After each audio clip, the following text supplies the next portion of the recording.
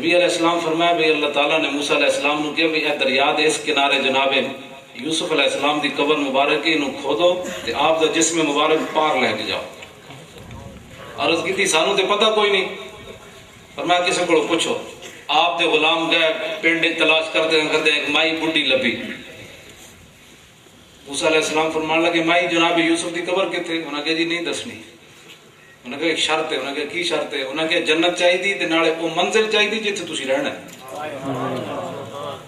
نبی موسیٰ علیہ السلام نے کی سمجھ کے منگیا مائی آپ نے جی پھٹے منہ تم کہتی کیڑی شاید تیری رسول اللہ جی بھائی یہ کل انما انا بشر دی آیتاں جو پڑھ دے نے کیڑی شاید کوئی سانو آج تک اسی تا چیلنج کر کے مر گیا.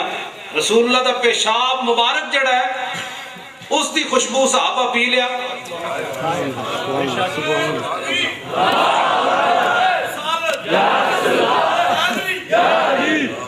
جنا پیتا نا جے پلیت ہوندہ حضور فرماندے چلو منہ جا کے دھو تیرا تو منہ بھی پلیت ہو گیا ڈیڈ بھی تیرا.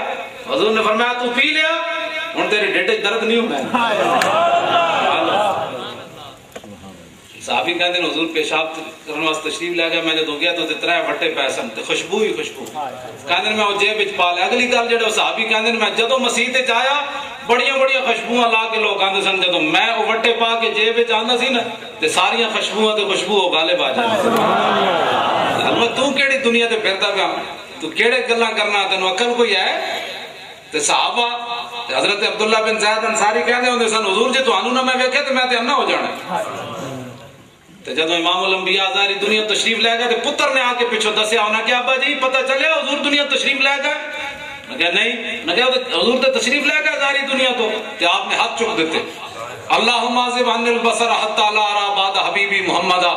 یا اللہ یہ اکھا واپس لے لے جن اکھا محبوب دا چہرہ ویکھیا اور کسی نوں نہ ویکھا.